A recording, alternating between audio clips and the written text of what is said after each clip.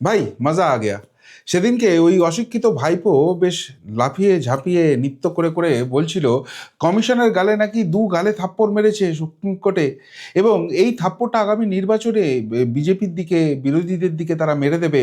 তো মারামারি কাটাকাটি এইসব ভাইপো এবং তার উন্নয়ন বাহিনী করতেই পারে, সেই নিয়ে কোনো প্রশ্ন নেই। কিন্তু বেশি চেগে খেলতে গিয়ে আলটিমেটলি যে এইভাবে ল্যাজে গোবরে হয়ে যেতে হবে না, সেটা ভাইপো বাহিনী বুঝতে পারেনি। এবং সবথেকে বড় কথা, এসআইআরকে পদে পদে এইভাবে আটকাতে গিয়ে, কমিশনকে এইভাবে বারে বারে হেনস্থা করতে গিয়ে আলটিমেটলি নিজেরাই যে রাষ্ট্রপতি শাসনের জন্য বাংলার দরজাটা একদম হার্ড করে খুলে দিচ্ছে, সেটা বোধহয় ভাইপো বাহিনী বুঝতে পারেনি। আর তাই তাই এবার বেশি পাকামি করতে গিয়ে, বেশি চাগিয়ে খেলতে গিয়ে কত ধানে কত চাল, সেটা ভাইপো বাহিনীকে হারে হারে টের পেতে হবে। আপনাদের চোখে নিশ্চয়ই এই খবরটা পড়েছে।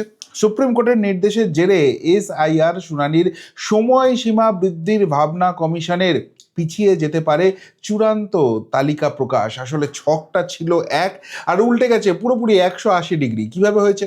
যেটা ভাইপো বাহিনী চাইছিলেন, যেটা ডিডি মনিরা চাইছিলেন, যে যে করে হোক, যে করে হোক বাধা সৃষ্টি করো, তাতে কি হবে?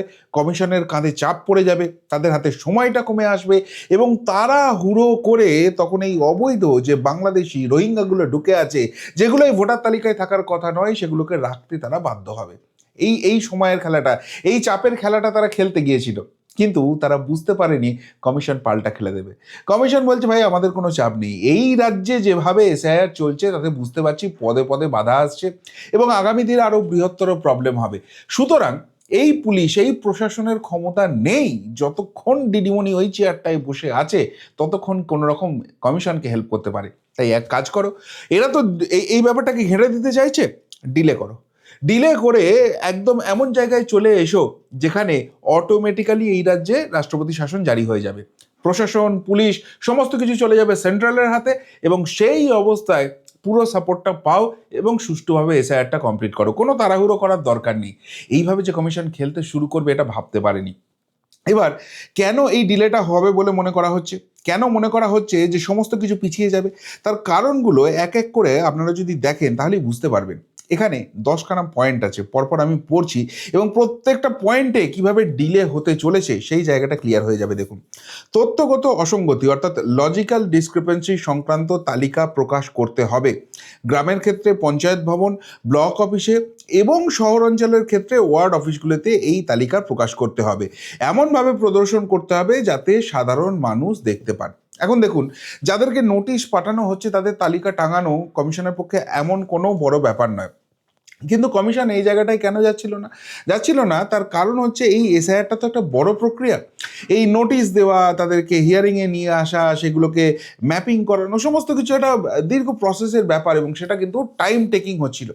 তার ফলে এর মাঝখানে যদি আবার এইসব তালিকা ফালিকা টাঙাতে হয়, আরও কর্মী লাগবে, আরও সময় লাগবে। কিন্তু কে শোনে কার কথা? এরা ভেবেছিল এইভাবে চাপটা দেবে যে এই তালিকা টাঙাতে বললেই কমিশনের সব ভুয়োগিরি ধরা পড়ে যাবে। কমিশন তো ভুয়ো কাজ করছেই না, তো ধরা পড়ার কি আছে? কমিশন বলছে, ঠিক আছে ভাই, আমরা তালিকা টাঙিয়ে দেবো। কিন্তু তালিকা টাঙিয়ে দেবো মানে আজ বললে কালকেই টাঙিয়ে দেবো এরকম তো হবে না। এটা আমাদের তৈরি করতে সময় লাগবে, লোক লাগবে, তাদেরকে লাগাতে সময় লাগবে। সুতরাং আগামী 5 দিন 7 দিন সময় লেগে যাবে এই তালিকাটা প্রকাশ করতে। এটা মোটামুটি স্পষ্ট হয়ে যাচ্ছে। এরপর মজার ব্যাপারটা হচ্ছে, যদি আগামী 5 দিন 7 দিন সময় লেগে যায়, অর্থাৎ এই তালিকা প্রকাশটা হচ্ছে সেটাই চলে যাবে জানুয়ারির এন্ডের দিকে। আর ফেব্রুয়ারি 7 তারিখ কিন্তু হিয়ারিং শেষ করার পরিকল্পনা ছিল, যাতে করে 14 তারিখ ওই তালিকাটা প্রকাশ করতে পারে। তাহলে ফেব্রুয়ারির শেষের দিকে ভোট ঘোষণা হতে পারে, এবং সেক্ষেত্রে সময়ে ভোটটা হবে, রাষ্ট্রপতি শাসন করার দরকার পড়বে না। কিন্তু এই জায়গায় তাহলে কি, যদি জানুয়ারির লাস্টে চলে যায় এই নোটিশ পাবলিশিং, তাহলে এই 7 তারিখের মধ্যে হিয়ারিং কমপ্লিট হওয়া সম্ভব নয়। কেন, সেটা আসছি। সম্ভাব্য ক্ষতিগ্রস্ত ব্যক্তিরা নিজেদের অনুমোদিত প্রতিনিধির মাধ্যমে নথি বা আপত্তি জমা দিতে পারবেন। এই প্রতিনিধি বুথ লেভেল এজেন্ট অর্থাৎ বিএলএও হতে পারেন, তবে এর জন্য স্বাক্ষর বা আঙুলের ছাপযুক্ত অনুমতিপত্র থাকতে হবে। এই জায়গাটা বলে দিয়েছে। অর্থাৎ নিজে হিয়ারিংয়ে অ্যাপিয়ার না করলেও চলবে, তার হয়ে কেউ করতে পারে, সেটা ওই শাসক দলের বিএলএ ফিএলএ ওসবও ঠিক আছে। এইবার মুশকিলটা হচ্ছে, এখানে হিয়ারিংটা করা হচ্ছিল এই কারণেই তো, যে যাদেরকে নিয়ে সন্দেহ হচ্ছে সত্যি সত্যিই তারা ভারতীয় নাগরিক এবং ভোটার তালিকায় থাকা উচিত, এই জায়গাটা ভেরিফাই। এখন নিজে এলে এই প্রসেসটা যত তাড়াতাড়ি হতো, যখনই অন্য লক্ষ্য দিয়ে পাঠানো হচ্ছে সন্দেহটা বাড়বে, সেখানে ক্রস চেকিংটা অনেক বেশি করে হবে, আর সেইটা যদি করতে যায় আবারও টাইম লাগবে। 3 নম্বর বলছে নথি বা আপত্তি পঞ্চায়েত অথবা ব্লক দপ্তরে জমা দেওয়া যাবে। এবার এটাও একটা মজার ব্যাপার হয়ে গেছে। এতদিন এটা সেন্ট্রালাইজ প্রসেস করা হচ্ছিল যে এইখানে এসে বাবা 2 নম্বরই কারচুপি করতে পারবে না, যারা যে নথি নিয়ে আসছে সেটা ভেরিফাই করলেই হয়ে যাবে। কিন্তু যেহেতু এটা ব্লক অফিস বা পঞ্চায়েত অফিস এইগুলো সব করে দেওয়া হচ্ছে, সেখানে জাল জোচ্চুরি হওয়ার সম্ভাবনা অনেক বেশি। সেই নথিগুলো স্ক্রুটিনি একদম হাইয়েস্ট লেভেলে গিয়ে খুঁটিয়ে খুঁটিয়ে প্রত্যেকটা তথ্য দেখা অত্যন্ত জরুরি, সেটাও টাইম টেকিং হতে চলেছে। 4 নম্বর পঞ্চায়েত অথবা ব্লক দপ্তরে তালিকা প্রকাশের দিন থেকে অতিরিক্ত 10 দিন সময় দিতে হবে যারা এখনো দাবি নথি বা আপত্তি জমা দেননি তাদের জন্য এই বন্দোবস্ত।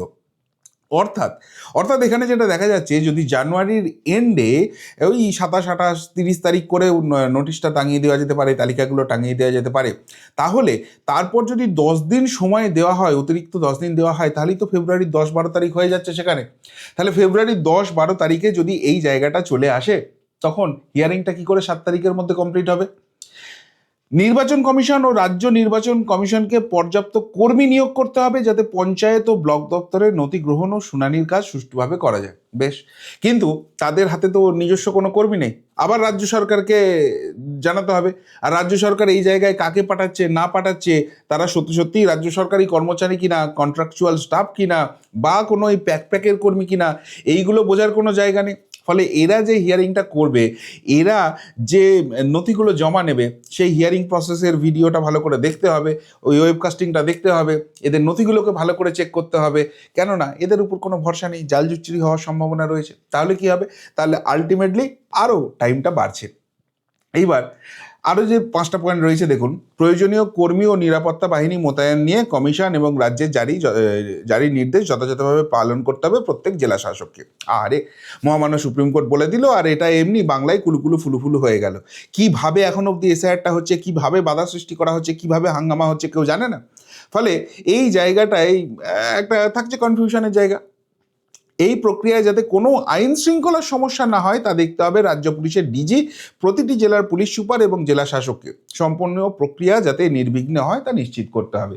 অর্থাৎ মহামান্য সুপ্রিম কোর্ট একটা অস্ত্র কিন্তু কমিশনের হাতে তুলে দিল। যদি কমিশনের মনে হয় যে এই প্রক্রিয়া নির্বিঘ্নে হচ্ছে না, তাহলে তারা সুপ্রিম কোর্টে জানাতে পারে এবং সেটা নিয়ে আবারও শুনানি হতে পারে, সেটা টাইম টেকিং হয়ে গেল। যে আধিকারিক নথি গ্রহণ বা শুনানি করবেন তাকে ওই বিষয়টি নিশ্চিত করতে হবে, রিসিপ্ট কপি দেওয়ার যে ব্যাপারটা। এবং শুনানির সময় মাধ্যমিকের অ্যাডমিট কার্ড যেখানে জন্ম তারিখ উল্লেখ থাকে তা মাধ্যমিক পাস সার্টিফিকেটের বিকল্প নথি হিসেবে জমা দেওয়া যেতে পারে। এখন বিকল্প নথি হিসেবে যেগুলো কি বলা হচ্ছে, আগে যেরকম আধার কার্ডকে বলা হচ্ছিল, সেইগুলোর ক্ষেত্রে মজার ব্যাপার যেটা হচ্ছে, সেগুলো কিন্তু একটাও নাগরিকত্বের প্রমাণ হিসেবে মহামান্য সুপ্রিম কোর্ট বলছে না। সেগুলো জন্ম তারিখ, সেটা পরিচয়পত্র, এইসব থেকে যাচ্ছে। তাহলে তার সঙ্গে সাপোর্টিং ডকুমেন্ট থাকবে। তাহলে অ্যাডমিট কার্ড মাধ্যমিকের অ্যালাউ করে লাভটা কী হলো? একটা অতিরিক্ত নথি হলো, কমিশন বলবো ওইটা চেক করতে আমাদের সময় লাগলো। অর্থাৎ সব মিলিয়ে যে সিস্টেমটা দাঁড়ালো, 7ই ফেব্রুয়ারির মধ্যে হিয়ারিং কমপ্লিট করা কার্যত অসম্ভব হয়ে দাঁড়ালো। আর এরপর কমিশনের যে স্টেপগুলো দেখা যাচ্ছে, তাতে করে 2-2-4 কিন্তু আরও স্পষ্ট হয়ে যাচ্ছে। যেমন কমিশনের তরফ থেকে একটা মহামান্য সুপ্রিম কোর্টের সামনে হলফনামা দেওয়া হয়েছে, সেখানে বলা হচ্ছে যে বাংলায় যে অশান্তিটা হচ্ছে এসআইআর নিয়ে, সেটার জন্য সম্পূর্ণ দায়ী এই রাজ্যের মুখ্যমন্ত্রী মমতা বন্দ্যোপাধ্যায়। তিনি মানুষকে ভুল বোঝাচ্ছেন, তিনি প্ররোচনা দিচ্ছেন এবং যে সমস্ত কিছু হচ্ছে সব কিছুর জন্য দায়ী তার দিকে ঠেলে দিচ্ছেন। তাহলে এই জায়গা থেকেই স্পষ্ট হয়ে যাচ্ছে যে এতদিন কমিশন যেটা চাইছিল, এসআইআর প্রক্রিয়াটাকে যে করে হোক শেষ করতে। তারা কারোর সঙ্গে টাসলে যেতে চাইছিল না, যতখানি জিনিসটাকে অ্যাবজর্ব করা যায় সেটা করার চেষ্টা করছিল। কিন্তু এখন তারা বুঝে গেছে যে জল আর গলা নয়, নাক নয়, মাথার অনেক উপর দিয়ে বইছে। এবং এই জায়গায় এই যে পুলিশকে বলা হয়েছে যে তোমরা ভালোভাবে কাজ করো, প্রশাসনকে, জেলা শাসকদের বলা হয়েছে তোমরা সমস্ত কিছু শান্ত শৃঙ্খলা বজায় রাখো, তো তাদের যিনি বস সেই মমতা বন্দ্যোপাধ্যায়, তিনি যদি মেন লোক হয়ে যান এই সমস্ত কিছুকে ঘেঁটে দেওয়ার জন্য, তিনি যদি কমিশনের যারা কর্মচারী বা কমিশনের আন্ডারে যারা কাজ করছেন তাদেরকে থ্রেট করেন, তাদেরকে ভয় দেখান, তাহলে এই মানুষটা যখন প্রশাসনের শীর্ষে বসে থাকবেন, কখনো সুষ্ঠুভাবে এসআইআর করা সম্ভব হবে? এই লজিকটাকে কাজে দেখি কমিশন বলবে যে ভাই আমাদের এখনো এসআইআর প্রক্রিয়া শেষ হয়নি। অর্থাৎ এবার যুদ্ধটা যেটা শুরু করেছিলেন না মমতা বন্দ্যোপাধ্যায়, বারবার কমিশনকে ভিলেন করার চেষ্টা করছিলেন, জ্ঞানেশ কুমার থেকে শুরু করে কি ভ্যানেশ কুমার না কি সব নাম দিয়েছিলেন, মনোজ কুমার আগরওয়াল, অনেক কথা সব বলছিলেন। এইবার পাল্টা যুদ্ধটা তাহলে শুরু হয়ে গেল। কমিশন কিন্তু মহামান্য সুপ্রিম কোর্টের সামনে বলে দিল এই সব কুকীর্তির পিছনে কে রয়েছে, আর কোনো ছাড় দেওয়ার কোনো ব্যাপার নেই। তার থেকেও মজার ব্যাপার যেটা দেখুন, বিগ ব্রেকিং, সুপ্রিম নির্দেশের পরেই এবার 1,36,00,000 ভোটারকে এসআইআর শুনানিতে ডাক। এতদিন কি ছিল, কমিশন যেটা চাইছিল যাদের ওই স্পেলিং মিস্টেক হয়েছে, কেননা 2002-এর তালিকা যখনই বাংলা থেকে ইংলিশে কনভার্ট করা হয়েছে এআই প্রযুক্তি ব্যবহার করে, সেখানে কিছু ভুল ত্রুটি আছে এবং সেটার জন্য 2025-এর সঙ্গে ম্যাপ হচ্ছে না। এখন এই তো ভোটারের কোনো রকম কোনো দোষ নেই, তো তাদেরকেও শুনানিতে ডাক দেওয়া হচ্ছিল। তো কমিশন প্রাথমিকভাবে ভাবছিল যে এদেরকে ডাকার কোনো দরকার নেই, এগুলোকে যদি কোনো রকমে রেকটিফাই করা যায়, কোনো রকমে যদি আইডেন্টিফাই করা যায়, কমিশনই এই কাজটা করে নেবে। তাহলে কি হিয়ারিংয়ের প্রেশারটা অনেকটা কমবে, হিয়ারিংয়ের লোক সংখ্যা কমবে, আরও তাড়াতাড়ি জিনিসটা 7 তারিখের মধ্যে কমপ্লিট করা সম্ভব হবে। কিন্তু এরা যেহেতু এই জিনিসটা শুরু করেছে, কমিশন বলেছে ওসবের কোনো দরকার নেই, এক কাজ করো, যারা আছে যাদেরকে নিয়ে ডাউট হচ্ছে সবাইকে হিয়ারিংয়ে ডাকো, দেখা যাক, যা সময় লাগবে, আমাদের কোনো তাড়াহুড়ো নেই, কোনো তাড়াহুড়ো করবো না। তাহলে আলটিমেটলি কার্ডটা কে বললো, এবং যে কথাটা আমি হেডলাইন করেছি এই জায়গাটা দেখুন, এই যদি মমতা বন্দ্যোপাধ্যায়রা এই জায়গাটা না করতেন, বাড়াবাড়ি না করতেন, কমিশনকে ভিলেন বানানোর চেষ্টা না করতেন, সুপ্রিম কোর্টে গিয়ে এই সব তাণ্ডব না করতেন, ভুল বোঝানোর চেষ্টা না করতেন, তাহলে কি হতো? তাহলে কমিশন কিন্তু অনেক মানবিকভাবে ব্যাপারটাকে হ্যান্ডেল করার চেষ্টা করছিল, যত মানুষকে বেশি সংখ্যক রিলিফ দেওয়া যায় সেইটা চেষ্টা করছিল। কিন্তু আজকে কমিশনকে কার্যত তিতিবিরক্ত করে দেওয়া হলো। আরও 12টা রাজ্যে এসআইআর হচ্ছে, কোথাও তো এরকম কোনো ঝামেলা করছে না, কোনো রাজ্যের মুখ্যমন্ত্রী এরকম প্রবলেম ক্রিয়েট করছে না, একমাত্র বাংলাতে হচ্ছে। তাহলে কত ধানে কত চাল এবার বুঝুক। এই যে মমতা বন্দ্যোপাধ্যায়ের জন্য জনগণকে প্রবলেমে পড়ে যেতে হলো, এই জায়গাটা জনগণও বুঝুক। কমিশন কিন্তু পুরোপুরি এই জায়গাটা মমতা বন্দ্যোপাধ্যায়ের উপরই চাপিয়ে দিচ্ছে। তার পাশাপাশি মজার জিনিস যেটা হয়েছে, সুপ্রিম কোর্ট নির্দেশ না দিলেও নো ম্যাপিং ভোটারদের তালিকাও প্রকাশ করবে কমিশন, সঙ্গে তথ্যগত অসঙ্গতির নাম, মানে লজিক্যাল ডিসক্রিপেন্সি পাবলিশ করতে বলেছে। আর যাদের ওই প্রথমে প্রায় 32 লাখ ভোটারকে ডাকা হয়েছিল, নো ম্যাপিং 2002-এর সঙ্গে যাদের কোনো লিস্ট হচ্ছে না, সেই তালিকাও টাঙিয়ে দেবে এবার কমিশন। কেননা কমিশন বলছে ভাই আমাদের তো লুকোনোর কিছুই নেই, এই যে এতদিন ধরে এত কিছু বলছিল, আমাদের ভিলেন বানানোর চেষ্টা হচ্ছিল, তো আমরা এবার সবটা দিয়ে দিচ্ছি ডেটা, মানুষ দেখে নিক, মানুষ দেখে নিয়ে ডিসাইড করুক যে কে ভিলেন আর কে কে ভালো মানুষ। সুতরাং এই জায়গায় তারা কিন্তু নো ম্যাপিং ভোটারটাও নিয়ে আসছে। এখন নো ম্যাপিং ভোটার আনা মানে লজিক্যাল ডিসক্রিপেন্সি প্রায় 95 লক্ষ রয়েছে, 94,50,000, আর এখানে 32 লক্ষর মতো রয়েছে, 31,50,000 মতো রয়েছে নো ম্যাপিং। সেই দুটো তালিকায় টাঙিয়ে দেবে। তার মানে ওই তালিকা টাঙানো আরও সময় লাগবে, অর্থাৎ ফেব্রুয়ারির ফার্স্ট উইকও হয়ে যেতে পারে তালিকা প্রকাশ করার সম্পূর্ণ কাজটা করতে। তাহলে যদি ফেব্রুয়ারি ফার্স্ট উইকে হয়, মার্চের মাঝামাঝি গিয়েও কি তালিকা প্রকাশ করা যাবে? এই প্রশ্নটা উঠে যাচ্ছে। এবং তার পাশাপাশি আরও একটা জিনিস দেখুন, অশান্তি হলেই শুনানি বন্ধ, আইন শৃঙ্খলা বিষয়ে রাজ্যের কোর্টেই বল ঠেললো কমিশন। ওই মহামান্য সুপ্রিম কোর্ট বলে দিয়েছে না, পুলিশকে দেখতে হবে, ডিজিকে দেখতে হবে, পুলিশ সুপারকে দেখতে হবে, জেলা শাসককে দেখতে হবে। তো যেখানে অশান্তি হবে বলবে ভাই আমরা বন্ধ করে দিলাম হিয়ারিং, এখানে তো নিরাপত্তাই দিতে পারছে না, নিরাপত্তা দিতে না পারলে আমাদের কর্মীরা কাজ করবে কি করে, তাদের তো জীবনের দাম রয়েছে।